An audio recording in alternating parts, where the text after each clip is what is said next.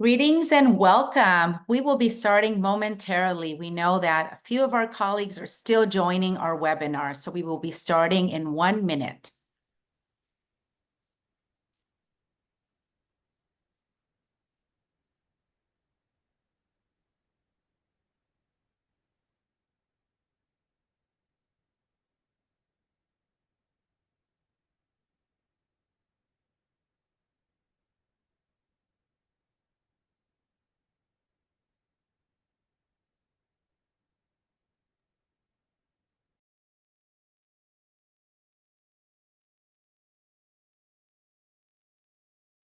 Welcome to this webinar on strengthening curriculum adoptions for multi-learner equity. In today's session, we will focus on county and district leaders' role in ensuring equity for multilingual learners via the math materials adoption.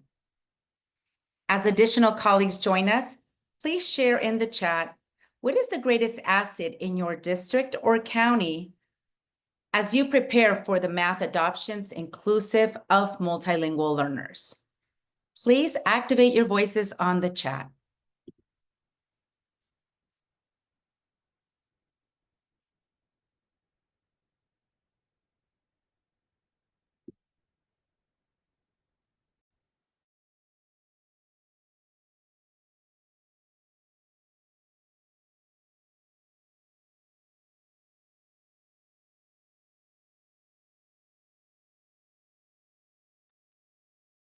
And thank you for those of you that have started to share on what is the greatest asset that your district or county has as you prepare for math adoptions inclusive of multilingual learners.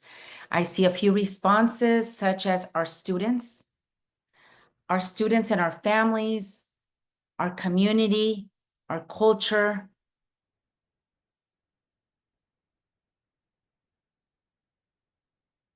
Thank you for sharing the strength and Math TOSAs in your Math TOSA team.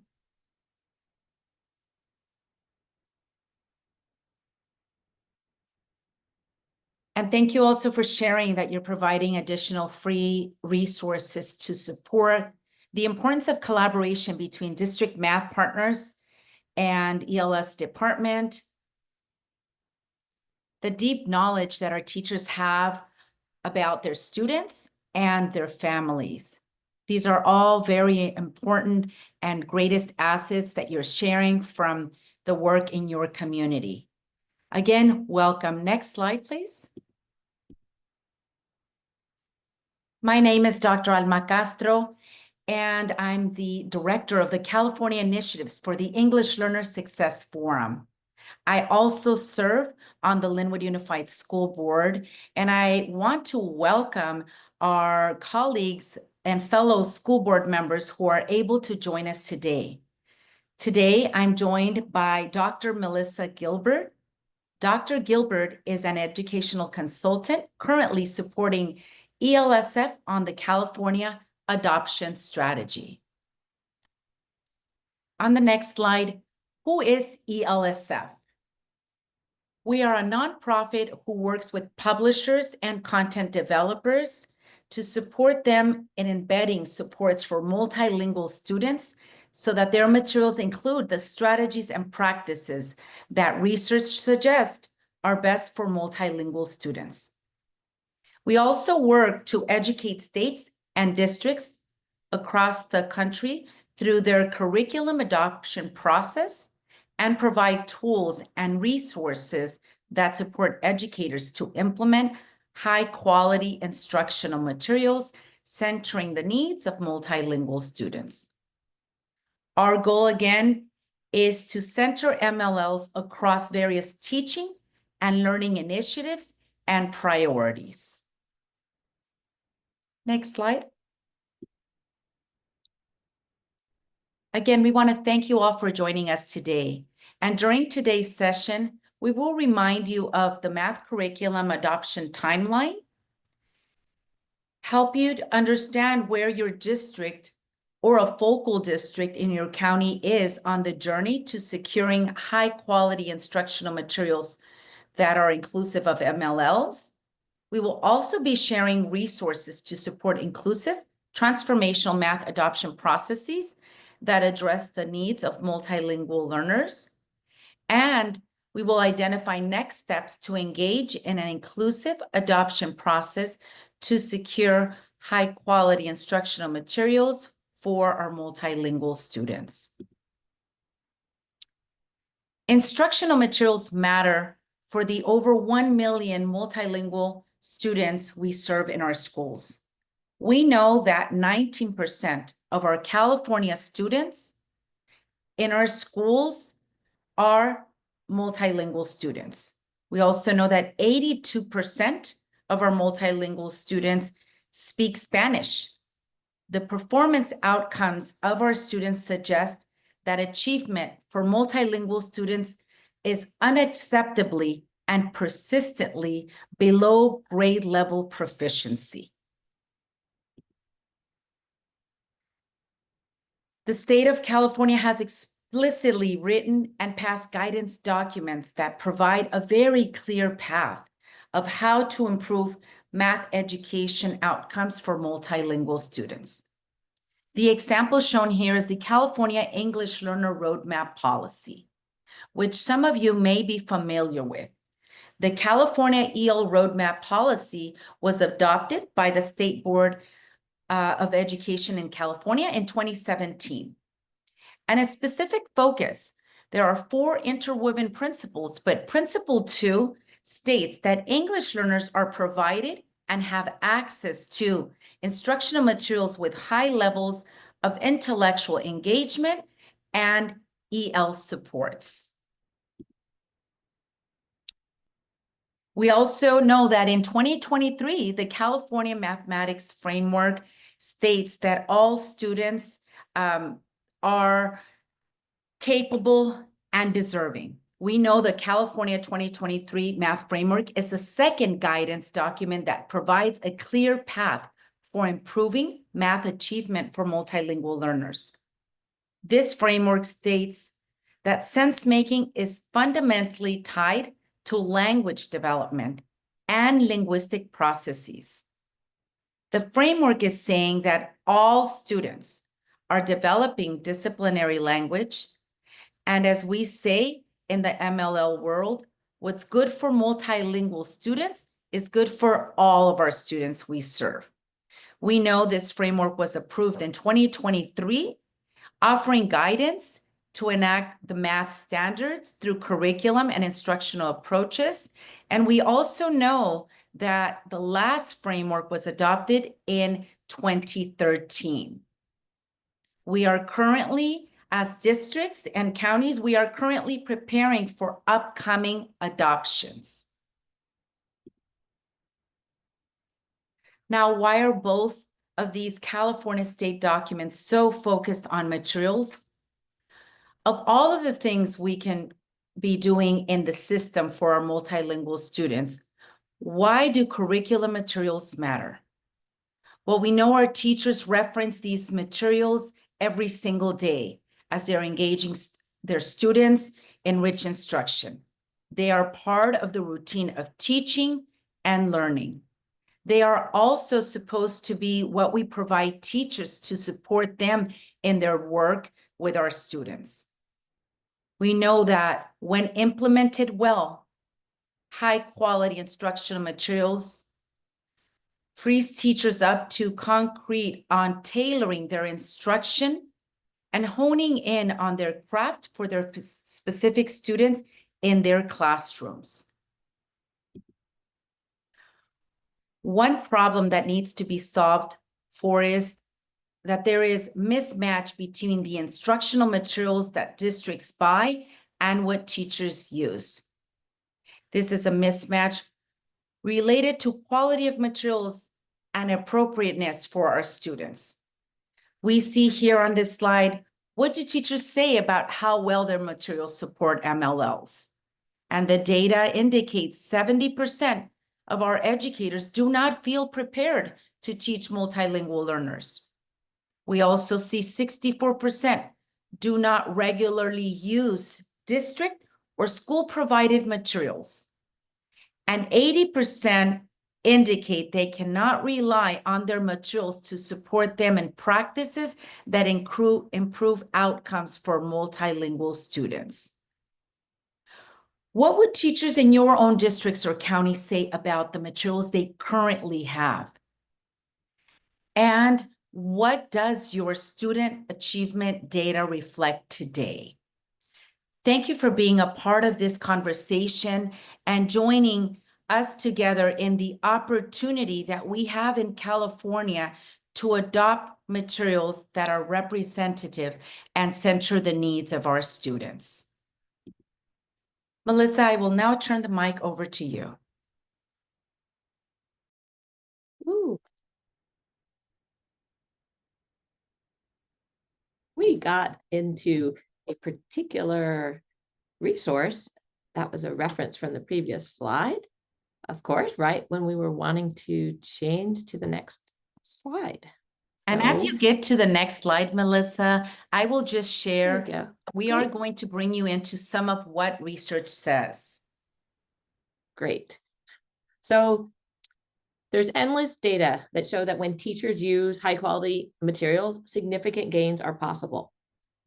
So we can see that curriculum materials are relatively expensive and they tend to be similarly priced. So choosing more effective materials over a less effective alternative is critically important when we have limited resources. And switching to high quality instructional materials has the highest return on investment for schools than any other policy change. And materials can support multilingual learners in achieving mathematical proficiency. So we do want you to think about how much has your district or districts in your county spent on math instructional materials, either when the last adoption happened or perhaps the yearly cost if you're using a program with consumables. And with that spending, how have outcomes changed for your students? And given the anticipated budget reality of California districts and knowing that materials are a significant outlay, this is an opportunity to ensure that your dollars are really targeting the needs of this population of students, and one that is specifically called out by LCAP requirements regarding unduplicated pupils. So we're going to take a moment now to remind you of this cycle that we're in, of why now this is the time to be really thinking about the materials and how they can support teachers. And I said there's a comment about the training of teachers, and we'll definitely talk about how ELSF sees adoption and training of teachers as an integrated process, because materials that teachers aren't trained on obviously are not going to be as effective, but the strength of the materials really enhances the work that teachers do. So in this timeline, you can see that the state board has selected the reviewers for instructional materials that would like to be included on the state list. And this list will be finalized in November of this year. So definitely the time is now to strengthen curriculum adoptions for multilingual learner equity. All right, so we're going to give you a moment to actually take a look at data here shortly, in case you haven't seen some of the California data.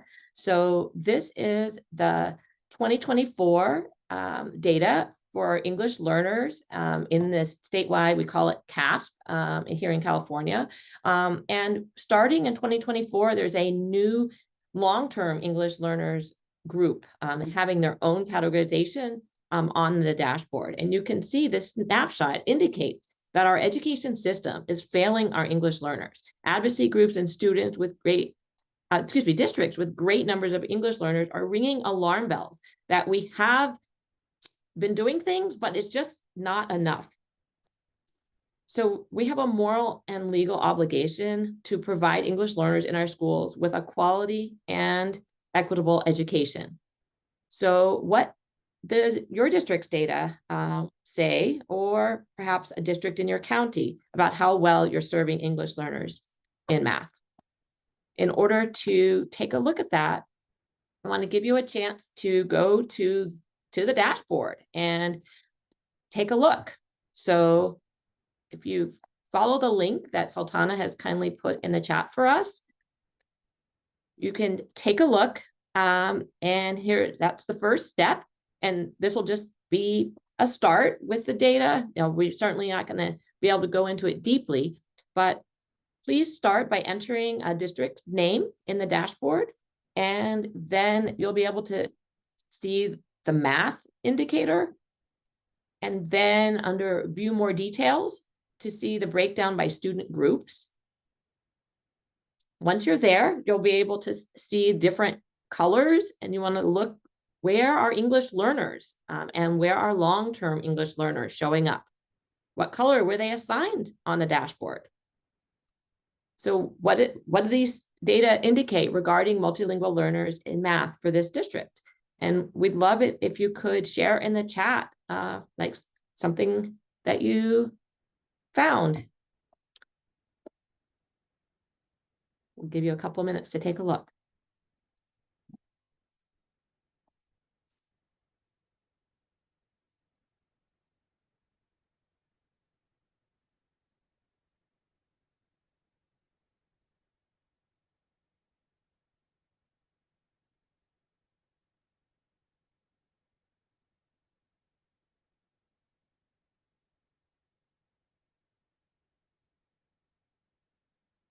And if you're encountering any technical difficulties, please make a note in the chat and we'll try to help you out with any technical difficulties as well.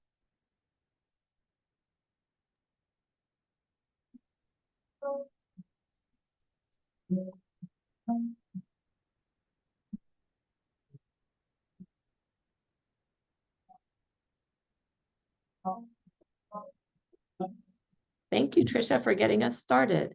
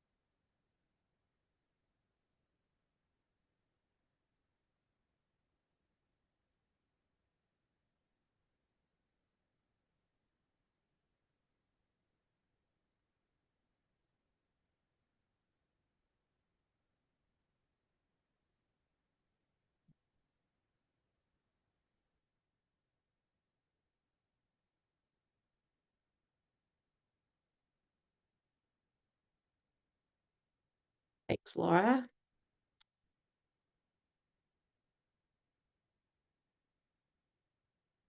And Lucy.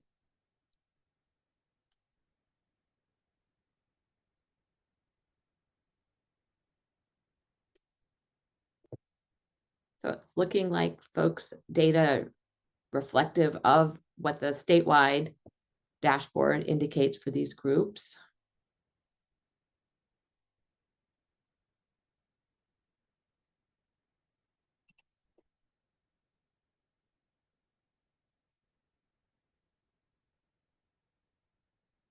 All right, so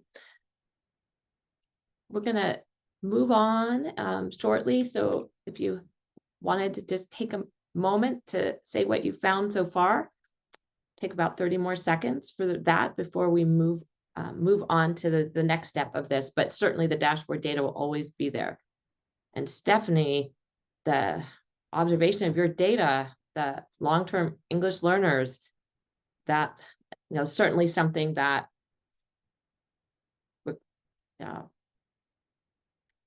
we are finding that the longer that students are in the system, they are not getting their English proficiency, and their math data are reflective of that. So certainly something we're going to be talking about here is math language and English language development being integrated, you know, rather than being seen as distinct areas to focus on. So thank you for sharing about your data. All right, Albert, if I may jump in, I'm absolutely. serving some of this data, and I know we're transitioning, but just, how important it is that we have over 70 colleagues here with us that are leaders that are working at school sites or county offices. And as we become aware of this data, we want to encourage you to continue to share this dashboard as a resource and to share this conversation to ignite action on what might we be able to do to reverse these academic trends for our multilingual students. Thank you for sharing your data impressions on the chat. So after looking at these data, if it's your first time or you've been looking at it for years, you're probably wanting to know what's something that we can do. So there's research to support each of these shifts to an inclusive curriculum adoption. So first, a shift to looking for and placing value on culturally and linguistically responsive practices in the materials. And these recommendations are all consistent with the framework as well and the EL roadmap document that Dr. Castro mentioned earlier. So a second shift is to selection criteria that call for the simultaneous development of language and content learning. That was just brought out in one of the comments from the data that one of the districts had. And that is a really key area that we can work on that has not always been there in our materials.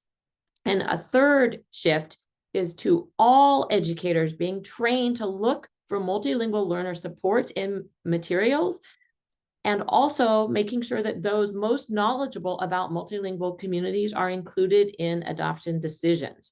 So sometimes we silo work within districts and counties and schools, and we really need to be bringing together the multilingual learner specialists and the math specialist and the English language arts specialist, like everyone together to support the selection of the materials. And fourth, going back to the comment made about the teachers, a shift in curriculum adoption as a professional learning and consensus building opportunity. Who is being included in the review process? Which classrooms are pilots happening in? We really need to make sure that all of our community, educators and students alike, are being educated and learning about the materials, and also our families to learn about what is offered in the materials to support their working with their students at home. So the new way forward can be seen in the current shifts occurring in adoption beliefs and practices throughout California, from this old one-size-fits-all to intentional selections based on multiple student needs. And our hope is that this learning session is one step for your organization to move towards the more desirable conditions on the right. Yes. So there's a question about the materials. So everyone who's registered here today will receive a copy after this session of a PDF of the slides and a recording. So by midday tomorrow, I would expect that we would have that ready for you. And so here, I want to show you one of the specific resources that is available. So Sultana's put the link in the chat. This is a free resource that specifically helps to assess the quality of math instructional materials based on research on what most effectively serves multilingual learners. And these criteria have been referenced in the California Department of Education guidance for local instructional materials adoptions, and to support districts to, quote, develop a more comprehensive set of goals for English learner students. So, end quote. And these can be used in conjunction with your adoption committee's local criteria to make sure the needs of multilingual learners are explicit. And these criteria are aligned with the shifts to language affirming materials and language focused embedded criteria that I just mentioned when I was sharing those shifts with you. So let's take a little closer look at each of these criteria. So this one is explicitly calling out that second shift where language and math content and practices are simultaneously developed. And you can definitely contact us for help with more examples, and I'll share some additional resources where you can see these criteria in action to help you understand them more fully. This criteria, the second criterion, is noting that oral and written language development and meaning making need to be part of mathematical tasks. A lot of times we might see in our curriculum, like, oh, here's a discussion opportunity. And we as teachers might think, oh, that's going to be a pressure for my English learner students to have to, produce orally. So let's skip that, because we want it to be more comfortable.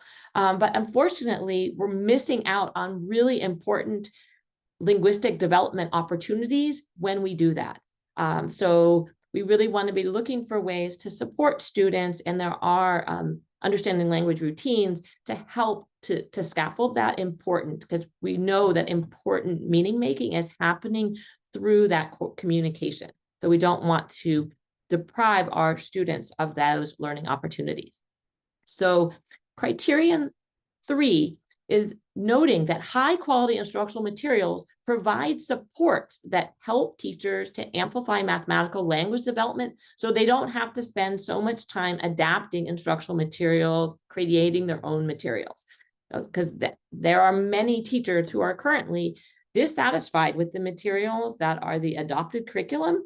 And so they're having to do a lot of adaptation, which takes away from being able to provide feedback or do other things that are really important. So the stronger that our materials can be, the more time that teachers will have to be able to focus on really the nuances with their students. Leveraging students' assets. So this is really going right back to that shift, and we might have seen it in framework conversations. We have some folks here who are really involved in the framework implementation efforts. We appreciate you joining us. And the shifting to culturally and linguistically responsive practices in materials, that is shown to really help with student engagement and the feeling like, why am I doing this? And there are just so many wonderful examples out there now that we can find of how the culturally relevant resources and tasks really help to bring students in, especially after the pandemic when we did lose a lot of engagement. So we want to continue to have those opportunities that foster engagement. So this last criterion is recognizing the assessments that we're using. So we need to be assessing language and math content and practices if we're truly integrating math and language learning in meaningful ways, and high quality instructional materials provide support for this, so that we really are not only developing in terms of the task and what opportunities are being provided for students, but we're also assessing that and giving students ongoing formative assessment feedback about that. All right. So as I mentioned, that we're going to other resources I promised I would share with you. So that was just a brief introduction. And all of these hyperlinks will be active in the slide deck that we'll be sharing with you. Just be able to click on them. So for example, here are the MLL criteria and evidence guide, provides more background and detail on each of the MLL criteria, including you'll get a purpose and guiding question for each indicator. You'll get research and resources related to each one, sources of evidence, and discussion questions for review teams to consider. The ALSF math guidelines provide more detailed background into the development of the MLL review criteria. And this 6-part webinar series includes video case studies to illustrate the MLL criteria in action, and also highlights the alignment of that criteria with the 2023 California Math Framework. So that's a series that's available on YouTube. I highly recommend that if you're looking for some concrete examples. And dun, dun, dun, dun, this is another resource that we are so excited to be able to share with you. It is now, like as of today, all of the elements are free and available on the ELSF website. This has resources to support districts or teams to ensure that the adoption process explicitly addresses multilingual learner needs. So you've seen the shifts that reflect an inclusive adoption process and review criteria that center multilingual learners.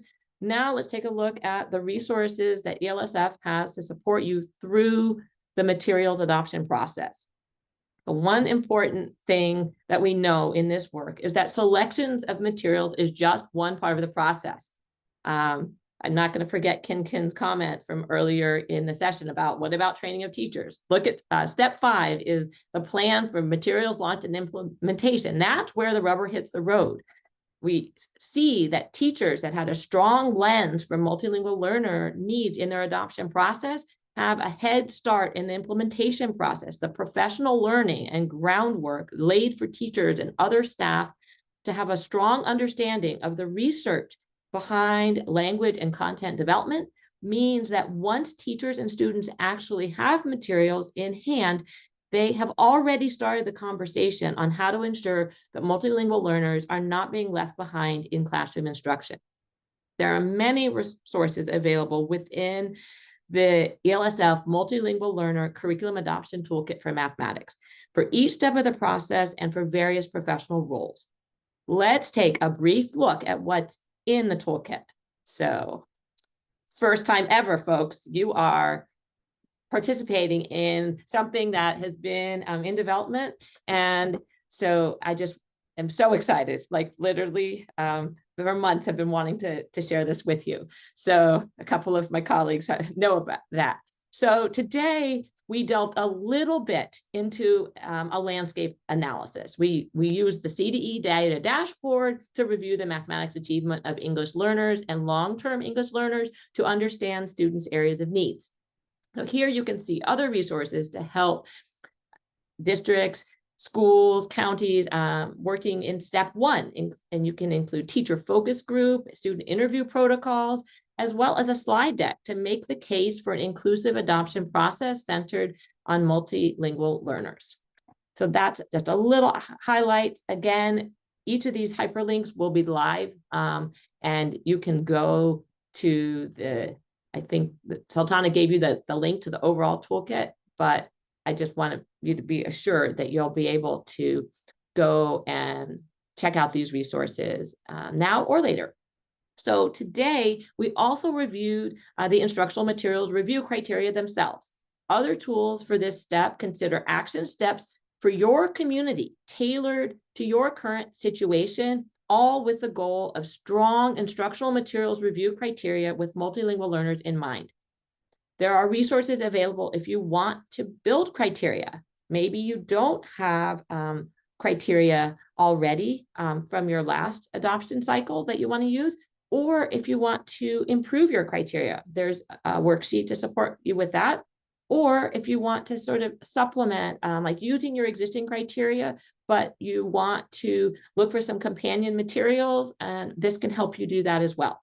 So really, it's a tailored to your vision opportunity. Moving on to step 3. In step 3, remember that one of the shifts was needed is in who is included in the adoption committee and how they are trained. So tools for step 3 include a checklist for adoption committee and reviewer training and a sample agenda for the training and orientation for the review team. Whoops, I went a little too fast there. My apologies.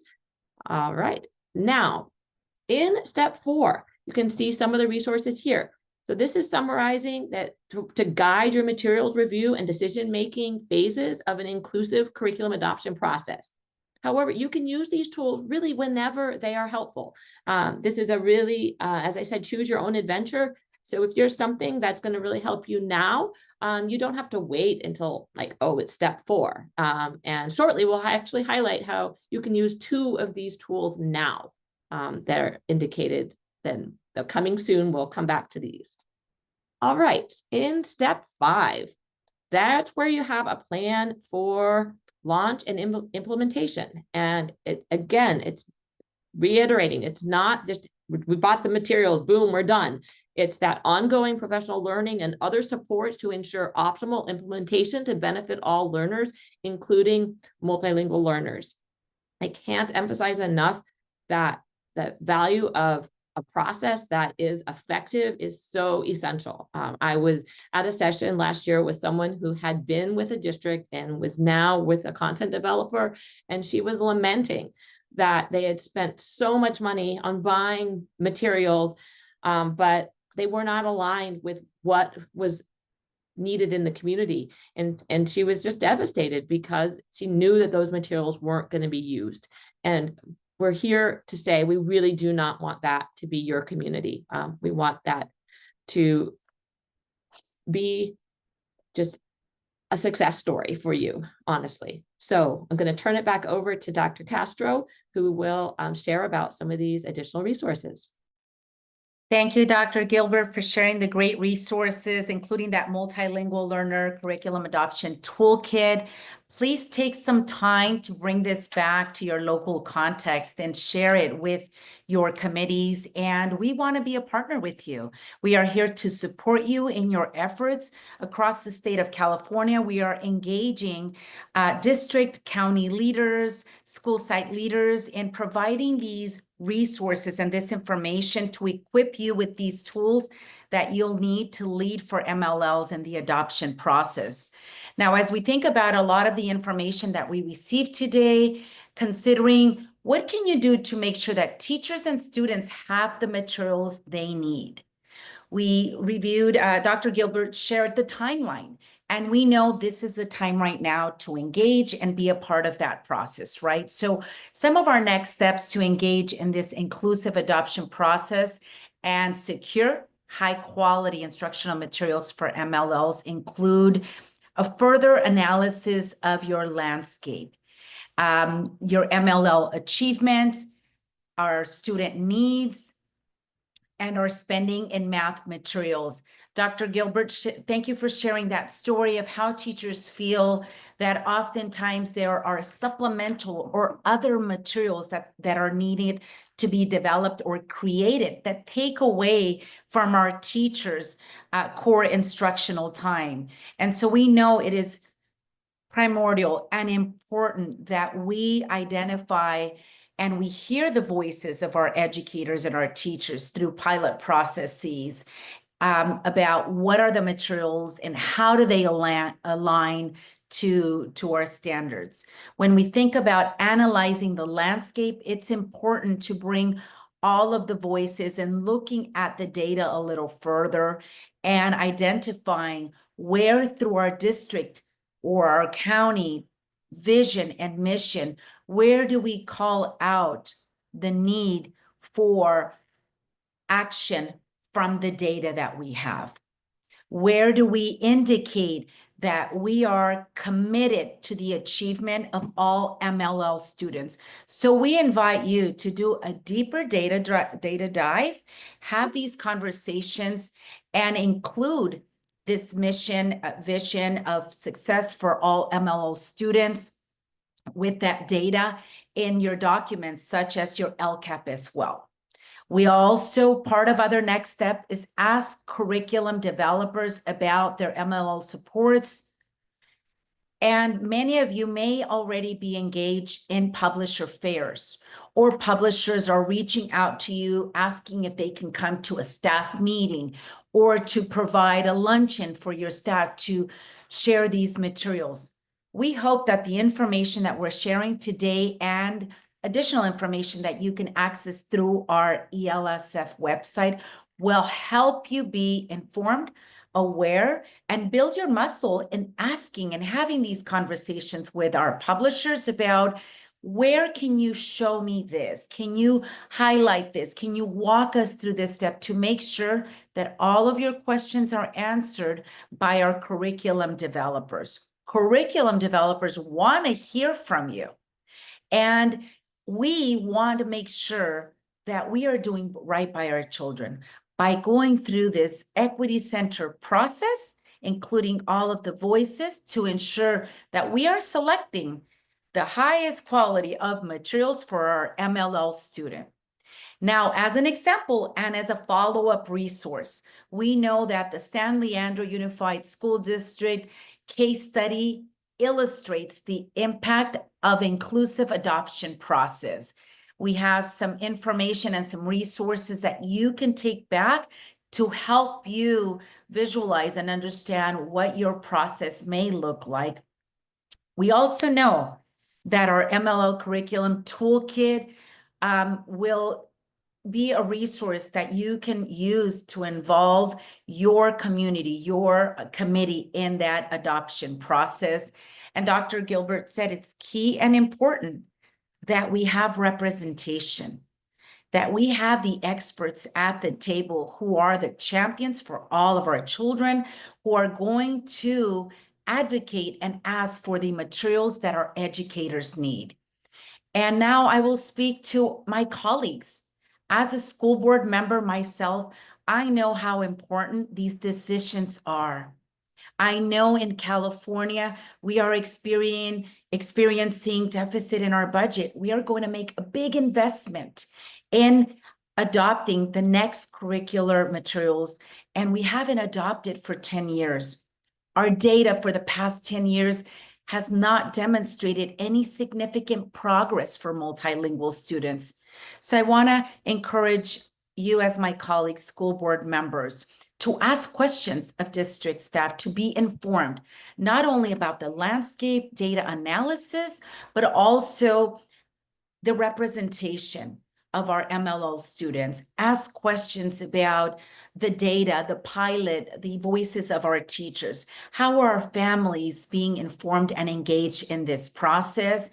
And I want to say that oftentimes it is important to ask for maybe a study session on this math data and the adoption process so that all school board members in your team are aware. And then, of course, ELSF has produced questions that you may want to consider when asking your superintendents or your district staff for additional information. We also want to share, if we can move to our next slide, please, that this is, thank you so much, Carolina. This is a resource that we have produced, the role of the school board in ensuring equitable materials and adoption for multilingual students. Some questions to consider and others for reflection. If after today or at this moment, you have additional questions or maybe suggestions for us as we're preparing additional resources and materials, we want to encourage you to please add your questions on the chat, and we will be working as a team on providing a Q&A and the responses as we follow up with you with the, of course, PDF slide of today's presentation and the links of the resources that we shared. Colleagues, we want to invite you to join us on our mission.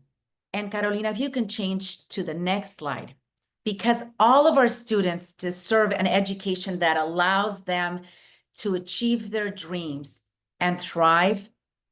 Multilingual students are no different. We serve over 1 million students in California.